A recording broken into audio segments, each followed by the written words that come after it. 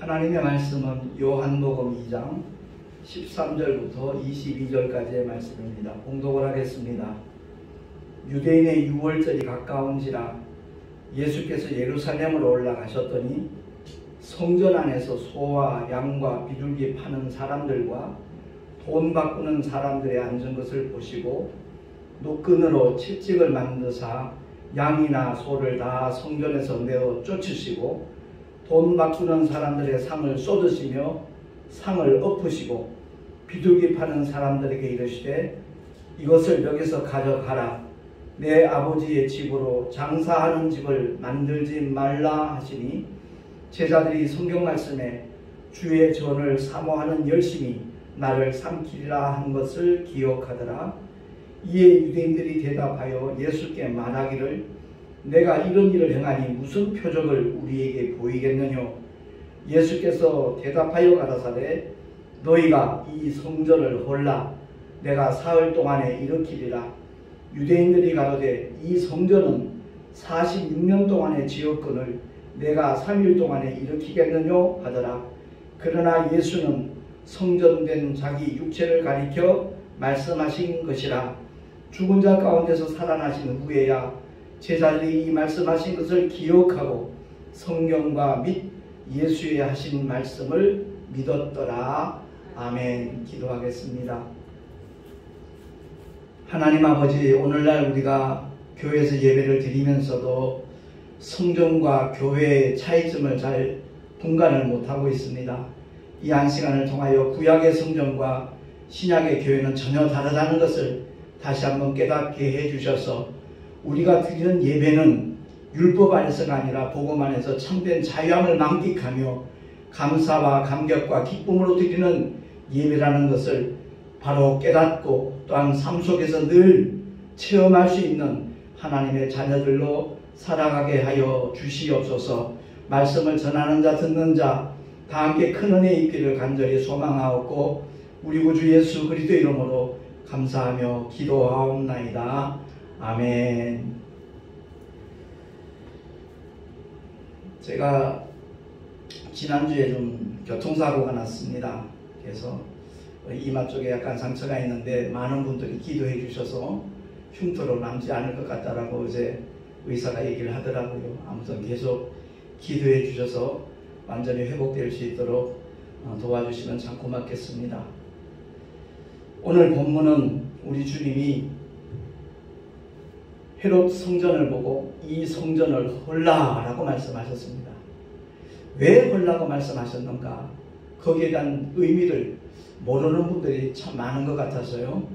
제가 지난주에 그 설날 되기 전날 이제 대구에 내려갔다가 어머니 댁에 책꽂이에 꽂혀있는 책 한 권을 발견해서 굉장히 눈에 익은 책이더라고요. 그게 31년 전에 제가 목사 안수를 받는 해에 인쇄된 책이었어요. 그 책을 뭐 많은 생각하지 않고 한 번 더 읽어봐야 되겠다 하는 마음으로 이 성막의 계시라는 책을 제가 한 권을 갖고 왔습니다. 또 때맞춰 교통사고가 나는 바람에 병원에서 31년 전에 읽었던 이 책을 다시 한번 훑어보면서 감회가 새롭기도 하고 그 전에 느끼지 못했던 깨닫지 못했던 그런 부분들도 많이 이렇게 하나님께서 조명을 해주셔서 오늘 이 시간 구약의 성전과 신약의 교회와의 그 차이점에 대해서 다시 한번 우리가 더듬어 보는 가운데 주님이 이 성전을 헐라 말씀하신 그 의미가 무언가를 바로 우리가 알고 하나님을 예배할 수 있는 하나님의 사람들이 되었으면 참 좋겠다라는 마음이 들었습니다. 잘 아시다시피 가나 혼인잔치가 바로 주님께서 첫 번째 행하신 표적이거든요. 물이 포도주로 변하는 사건. 그 사건의 과정 속에서 물이 어떻게 포도주로 변했는지 그 과정을 아는 사람은 연회장도 모른다 그랬잖아요. 오직 그것을 지시한 예수의 모친 마리아와 그것을 수종들면서 받들었던 하인들만 어떻게 포도주가 탄생했는지 그 하나님의 역사가 일어난 것을 직접 경험한 믿음의 사람들은 다름 아닌 말씀대로 순종하는 사람이었다 하는 것을 우리가 깨달을 수가 있습니다. 근데 가나 혼인잔치의 그 표적을 행하신 다음에 주님께서는 솔로몬이 지은 그 예루살렘 성전과 스룹바벨 성전과 이어서 이제 헤롯이 46년 동안 지은 성전, 그 성전 안을 정화시키는 사건이 오늘 본문에 나와 있거든요. 강도의 구례를 만들었다. 주님이 말씀하죠. 그 6월절이 돼서 하나님께 제사를 드리기 위하여 소나 양을 끌고 오는 사람들이 있거든요. 먼 길을 오다 보면 다칠 수도 있고 병들 수도 있습니다. 그래서 그대로 제물로 바치지 못하는 그런 일들이 일어나다 보니까 소와 양과 비둘기 파는 사람들이 그 성전 안에 있습니다. 근데 너무 폭리를 취해요. 또 돈 바꾸는 사람들의 앉은 것을 보시고 라고 나와 있죠. 시중에서 사용하고 있는 화폐를 직접 드리는 것이 아니라 바꾸어야 환전을 해야 돼요.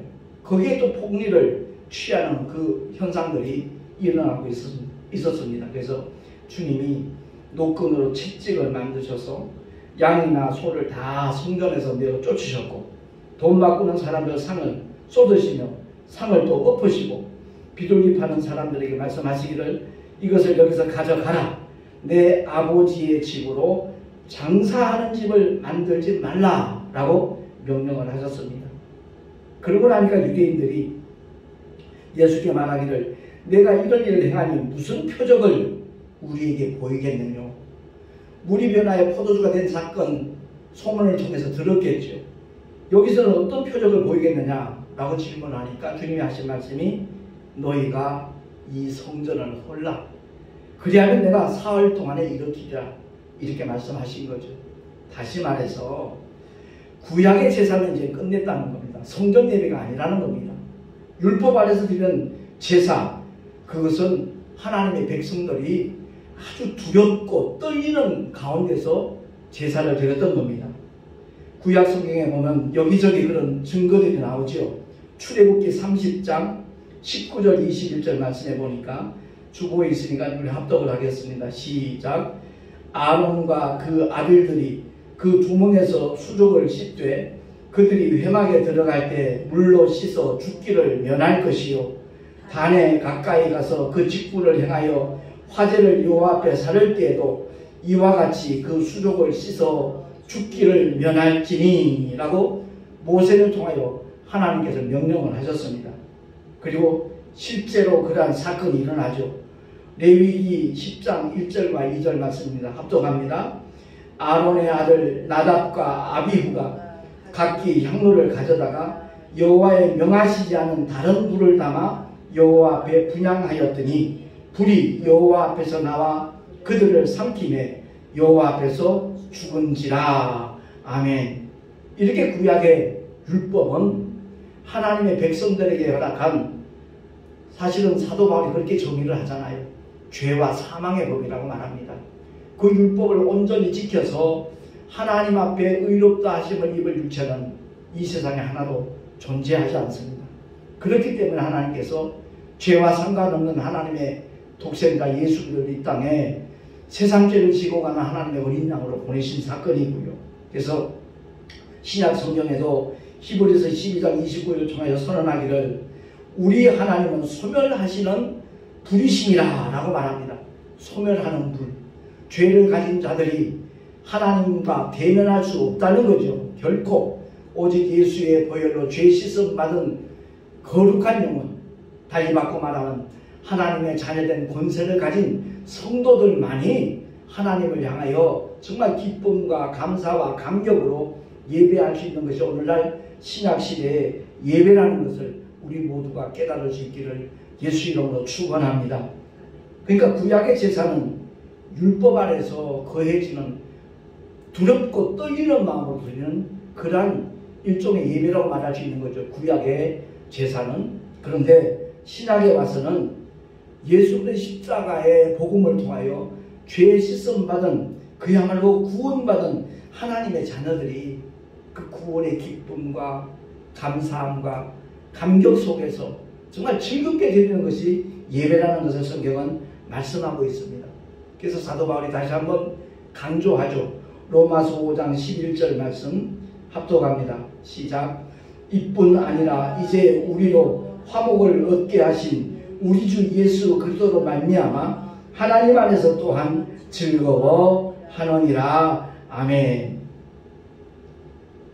세상 사람들 나를 누구라 하더냐 했을 때 여러 가지 대답이 나오잖아요. 그게 정답이 아니니까 주님이 다시 묻습니다. 너희는 나를 누구라 하느냐? 그때 베드로의 대답이 뭡니까? 주는 그리스도시요 살아계신 하나님의 아들이시니라 라고 고백을 합니다. 그때 주님이 말씀하시기를 너는 베드로라. 내가 이 반석 위에 내 교회를 세우리니 라고 선언하셨습니다. 첫 번째 나오는 너는 베드로라 하는 것은 페트로스 남성 명사예요. 나중에 나오는 이 반석이라고 할 때 그 고백은 페트라입니다. 여성 명사예요. 교회는 여성 명사거든요. 근데 내 교회를 세우리니 했는데 정작 주님의 교회가 언제 탄생됩니까? 주님이 십자가에 피 흘려 죽으시고 부활 승천하신 다음에 오순절 마가다락방에서 주님이 약속하신 보혜사 성령 하나님이 임하시는 바로 그날 초대교회가 탄생했다는 것을 사도행전은 우리에게 보여주고 있는 겁니다. 그렇습니다. 오순절 마가다락방에 성령 받은 하나님의 사람들이 처음 탄생하게 되니까 그제서야 세상으로부터 부르심을 받은 자들, 그들을 가리켜 에클레시아라고 헬라어로 표기합니다. 다시 말해서 교회라는 거죠. 주님의 몸된 교회가 탄생한 것은 바로 구약시대의 그 모든 율법 아래 있던 자들, 저주 아래 있던 자들, 그들이 예수의 보혈로 주님의 피 흘리심으로 죄사함을 받고 나무 아래 정말 저주 아래 있던 모든 자들이 나무에 달리신 예수 그리스도의 그 속량으로 말미암아 자유함을 얻는 그 기쁨과 감격과 감사함으로 하나님을 찬양하고 예배하는 그것이 바로 신약시대의 예배라는 것을 성경은 우리에게 보여주고 있는 겁니다. 그렇습니다. 사도 바울 역시도 다시 한번 강조를 하죠. 그가 예전에는 그야말로 바리새파에 속한 사람으로서 가말리엘 문화생으로서 누구보다도 더 율법을 철두철미하게 지키려고 애썼던 사람입니다. 그랬던 사람이 다메섹 도상에서 주님을 만난 다음에는 완전히 새로운 삶으로, 새로운 사람으로 변화된 모습을 보여주는 것이 이제 사도행전에 쭉 기록이 되어지고 있는데, 그가 변화된 후에 많은 서신들을 남겼잖아요. 그 중에 고린도전서 6장 19절 20절 말씀을 보니까 합독합니다. 너희 몸은 너희가 하나님께로부터 받은 바 너희 가운데 계신 성령의 전인 줄을 알지 못하느냐. 너희는 너희의 것이 아니라 값으로 산 것이 되었으니 그런즉 너희 몸으로 하나님께 영광을 돌리라. 아멘.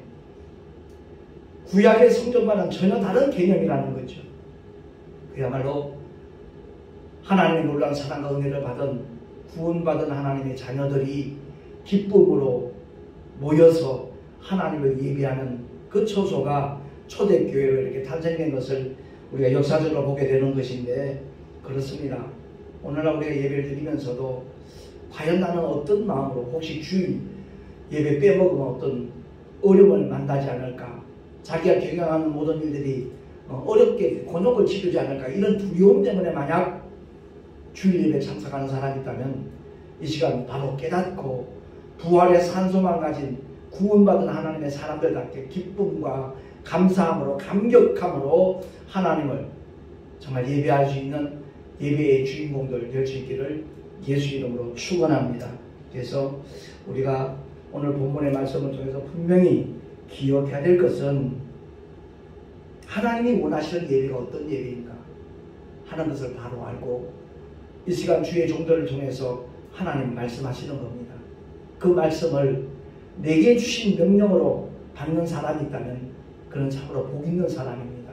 뿐만 아니라 주일 예배를 통하여 증거되는 하나님의 말씀을 신비에 심고 일주일 동안 세상에 나가 빛과 소금으로서 역할과 사명을 다 잘 감당한다면 그 사람이 하나님 앞에 드리는 예배는 거룩한 산 제사가 되는 겁니다. 방금 우리가 공독했던 그 말씀처럼 너희는 너의 것이 아니라 값으로 산 것이 되었다고 했습니다. 그렇기 때문에 하나님이 자기 피로 값주고 사신 이 몸은 하나님의 성전이에요. 그래서 이 몸으로 다시 가서 하나님의 성전으로 하나님께 영광을 돌리는 삶을 살아가는 자들, 그들이 많아질 때 대한민국의 복음화는 훨씬 더 빨리 될 것이고, 그야말로 시험 들어서 세상으로 다시 나갔던 자들도 다시 깨닫고 돌아오는 생명의 역사, 구원의 역사가 분명히 일어나게 될 줄로 믿습니다. 주님이 약속하시는 그 말씀에 대하여 우리가 어떤 자세를 가지느냐 대단히 중요합니다. 정말 하나님의 말씀은 살아 운동력이 있다고 그랬잖아요. 처음에 이거 사고가 났을 때 의사 선생님은 이거 아무래도 흉터로 남겠다라고 얘기했어요. 제가 많은 분들에게 중보기도를 요청했습니다. 다른 건 아니라 정말 말씀을 전할 때마다 가장 먼저 보이는 것이 얼굴인데 화면에 비치는 것이, 그래서 더더구나 이마 쪽이라 흉터로 남으면 참 보기가 좀 안 좋을 것 같아요. 그래서 흉터되지 않도록 많은 분들에게 중보기도를 드렸더니 어저께 다시 한번 치료를 하면서 담당 의사가 그러더라고요. 흉터로 남지 않을 가능성도 많아진 것 같다고 그렇게 얘기를 하더라고요. 그렇습니다. 우리가 정말 주님만 바라보고 의지하고 기대할 때 하나님께서 결코 우리를 실망시키시는 분이 아니라는 건 너무나 잘 알고 있잖아요. 일마다 때마다 주님을 기대하는 것, 그건 참으로 복된 삶인 줄로 믿습니다. 우리의 삶의 자리에서 끊임없이 하나님이 함께 계신다는 것을 기억을 할 때 우리는 결코 어떤 상황 속에서도 흔들리지도 않고 불안하지도 않고 두려워하지도 아니하고 정말 평안 속에서 하나님의 영광을 보게 되는 그런 삶이 연속으로 이어질 줄로 믿습니다. 분명히 우리가 예배하는 자로서 어떻게 자세를 취해야 될 것인가, 로마서 12장 1절에서 2절 말씀 너무 잘 아는 말씀인데 우리 한번 찾아서 다시 한번 내 마음판에 되새기면서 합독을 하도록 그렇게 하겠습니다. 로마서 12장 1절과 2절 말씀입니다. 찾으신 줄 알고 함께 합독을 하겠습니다. 1절과 2절 시작. 그러므로 형제들아, 내가 하나님의 모든 자비하심으로 너희를 권하노니 너희 몸을 하나님이 기뻐하시는 거룩한 산 제사로 드리라. 이는 너희의 드릴 영적 예배니라. 너희는 이 세대를 본받지 말고 오직 마음을 새롭게 함으로 변화를 받아 하나님의 선하시고 기뻐하시고 온전하신 뜻이 무엇인지 분별하도록 하라. 아멘. 이 말씀을 바꾸고 말하면 우리의 목회나 신앙생활의 주체가 내가 아닌 성령 하나님이 되셔야 된다는 말씀입니다. 하나님의 기쁜 뜻을 제대로 아시는 분은 성령 하나님밖에 없습니다. 그렇기 때문에 나의 어떤 경험이나 어떤 지식이나 이런 것들을 가지고 하나님의 뜻을 분별하리라 도전하는 것은 어리석은 모습입니다. 정말 끊임없이 나 옛사람 십자가에 못 박은 사람답게 오직 성령 하나님이 감동 주시는 대로 끊임없이 주님께 정말 나의 삶을 맡기기만 하면, 그리하기 위해서는 성령은 오직 진리의 영으로서 진리를 변호하시고 증거하시니까, 그래서 진리의 말씀인 신약 성경을 많이 보라고 저는 계속해서 권하는 것입니다.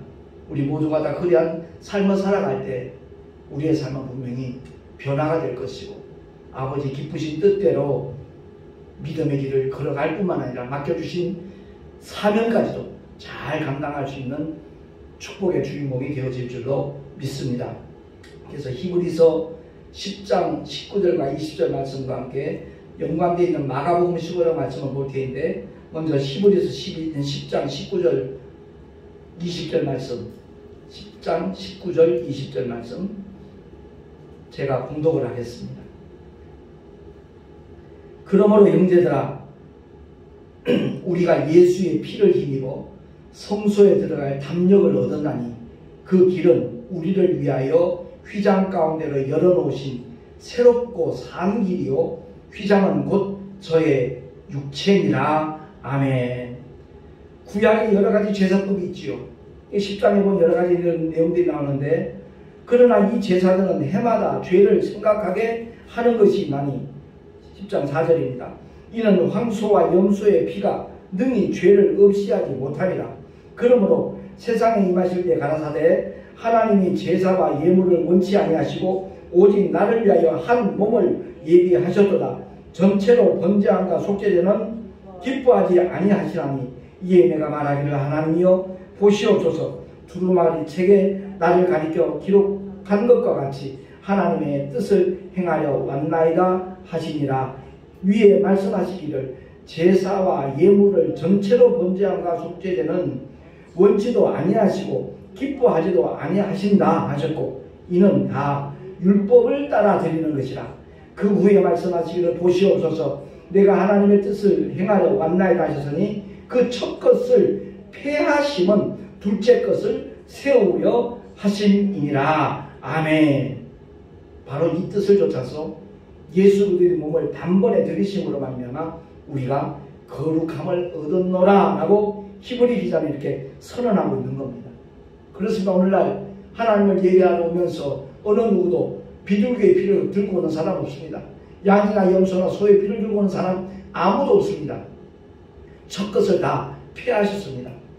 그러하니까 여호와의 이름으로 행하였던 구약의 모든 사건은 예수의 십자가의 죽으심과 부활로 종결됐다는 사실을 기억을 하고 하나님의 이름을 바로 알고 만민에게 구원을 주시는 하나님의 이름, 아들에게 맡기신 원래 아버지의 이름, 성령도 그 이름으로 보내심을 받은 그 이름, 예수 그리스도 그 이름을 누구보다도 사랑하고 믿고 의지하며 자랑하는 하나님의 사람으로 살아가는 거룩한 예배자가 되기를 예수 이름으로 축원합니다. 그래서 마가복음에 보면 마가가 그와 같이 증거를 하고 있습니다. 마가복음 15장 37절 38절. 이 휘장이 무엇인가 하는 것을 우리가 알아야 되거든요. 그러니까 성막에 보면 안뜰이 있고 그 안에 들어가면 성소가 있습니다. 그리고 지성소가 있거든요. 성소와 지성소 사이에는 휘장이 가려져 있습니다. 결코 아무도 들어갈 수 있는 곳이 아닙니다. 제사장만 들어갈 수 있는 곳인데 그것도 그냥 들어가는 게 아니죠. 번제당에서 그 다음에 물두멍에서 다 씻고 난 다음에 지성소로 들어갈 수 있는데 성소와 지성소에 가로막고 있던 그 휘장 마가복음 15장 37절 38절 말씀입니다. 한 목소리로 봉독을 하겠습니다. 시작. 예수께서 큰 소리를 지르시고 운명하시다. 이에 성소 휘장이 위로부터 아래까지 찢어져 둘이 되니라. 아멘. 성소와 지성소 가로막고 있는 휘장이 밑에서 찢은 게 아니에요. 위에서부터 아래로 찢어지는 겁니다. 누구나 다 만인 제사장으로 하나님을 예배할 수 있도록 하나님께서 은혜를 베풀어 주셨다는 것을 기억을 하고 저와 여러분이 하나님을 예배할 때마다 그와 같은 정말 감격을 가지고 하나님을 지난주에도 잠깐 언급했지만 대면 예배하는 자들이 되기를 예수 이름으로 축원합니다. 하나님은 영이신데 어떻게 우리가 하나님을 대면할 수 있겠습니까? 바로 성령의 감동 감화와 성령의 인도하심을 따라서 끊임없이 말씀이신 하나님과 이렇게 교통하는 것, 그것이 바로 하나님이 원하시는 거룩한 산제사라는 것을 우리 모두가 기억을 하고 앞으로는 정말 주님이 기뻐하시는 예배, 아버지의 온전하신 뜻을 알고 주의 거룩하신 뜻을 좇아서 하나님을 예배하는 거룩한 산제사의 주인공들이 우리 모두 될 수 있기를 예수 이름으로 축원합니다. 기도하겠습니다. 하나님 아버지, 오늘도 주님을 예배하며 정말 예배의 참된 의미가 무엇인가 하는 것을 다시 한번 살펴보았습니다. 우리 모두가 다 이젠 더 이상 율법 아래 있는 자들이 아니라 죄와 사망의 법에서 생명의 성령의 법으로 그야말로 해방되었다는 것을 기억을 하고 끊임없이 진리 안에서 자유함을 만끽하며 살아가는 우리 모두가 되게 하여 주시옵소서. 진리를 알지니 진리가 너희를 자유케 하려는 결코 구호가 아니라는 것을 기억을 하고 우리 삶의 자리에서 끊임없이 하나님의 손길을 느끼며 살아가는 우리 모두가 되게 하여 주시옵소서. 우리 구주 예수 그리스도 이름으로 감사하며 기도하옵나이다. 아멘.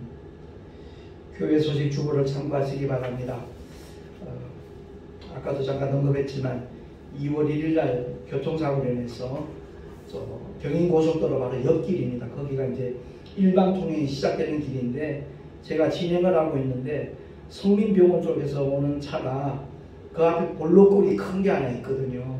거기에 이제 제 택시가 비쳤을 텐데 그걸 무시하고 진입을 하는 바람에 또 오른쪽에는 불법 주차한 차량들이 있고 일방 통행이 시작되는 왼쪽에는 또 다른 불법 차량들이 주차가 돼 있어서 불과 한 5m도 돼 안 되는 그 위치에서 제가 그 나오는 차를 봤거든요. 그래서 핸들을 끊는 바람에 나중에 이제 얘기 들으니까 레카차 기사들도 이기고 또 회사 상무님도 그런 말씀을 하십니다만은 차라리 그럴 때는 나오는 차를 받았어야 됩니다라는 식으로 얘기를 하더라고요. 근데 그렇게 되면 크게 다칠 텐데 그럴 수 없는 거죠. 조금 손해를 보더라도 피하는 게 원칙이라고 생각이 되었습니다. 어쨌든 그 운전자가 현장에서 떠났다가 한 6, 7분 후에 뒤늦게 나타났더라고요. 만약 나타나지 않았으면 뺑소니나 어려움을 겪게 되었을 겁니다. 그래서 아무튼 그 문제도 은혜 가운데 보상금 문제도 잘 해결될 수 있도록 중보기도 해주시면 참 고맙겠고요. 제가 이번 교통사고를 겪으면서 사모님이 그러더라고요. 그날 설날인데 그냥 쉬시지 그러셨냐고 그런 말씀을 하셔요. 근데 사실 범인 택시 하는 기사들 마음은 그날 대다수가 쉬기 때문에 콜이 많거든요. 그래서 기왕이면 조금 실적이 쌓여졌으면 좋겠다는 마음으로 일을 한 것이 무슨 그런 결과로 나타났습니다.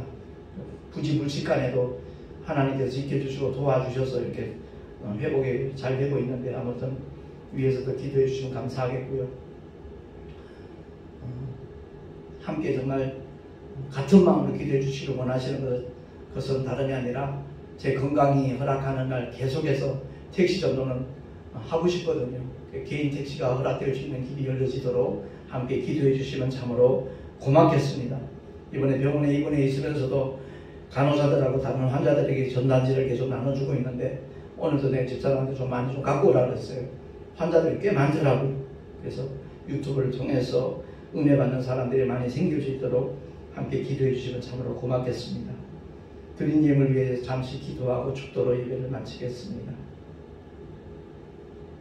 하나님 아버지 은혜를 감사합니다. 주님을 예배하면서 11조와 각종 헌물들을 주님 앞에 드렸습니다. 어느 곳에서 어떤 삶을 살아 가든지 간에 정말 주의 몸된 교회를 생각하면 택시 전도를 위해서 동참하는 하나님의 사람들의 손길이 있습니다. 그들의 헌물을, 그들의 심령을 기쁘시게 받아주시고 이 예물이 쓰이는 현장에 하나님의 영원한 영광과 생명이 공유될 수 있는 역사 허락하여 주시옵소서. 드린 손길들마다 주님께서 복되게 하시고 그 삶의 자리에서 하나님이 함께 하시는 그 놀라운 증거들을 늘 경험하며 살아가는 하나님의 사람들 다 되게 하여 주시옵소서. 우리 구주 예수 그리스도의 이름으로 감사하며 간절히 축복하며 기도하옵나이다. 아멘. 이제는 우리 구주 예수 그리스도의 크신 은혜와 하나님 아버지 영원하신 사랑하심과 보혜사 성령 하나님의 내주교통 인도하심과 축복하심이 구약의 성전과 신약의 교회는 전혀 다르다는 것을 다시 한번 깨닫고 하나님을 정말 기쁨으로 감사함으로 감격함으로 예배하리라 결단한 하나님의 사람들 머리 위에 그 가정과 자녀들과 그 삶의 자리와 경영하는 모든 유들 위에 또한 주께서 피로 값주고 세우신 주님의 모든 교회들 위에 지금으로부터 영원토록 함께 있을지어다. 아멘.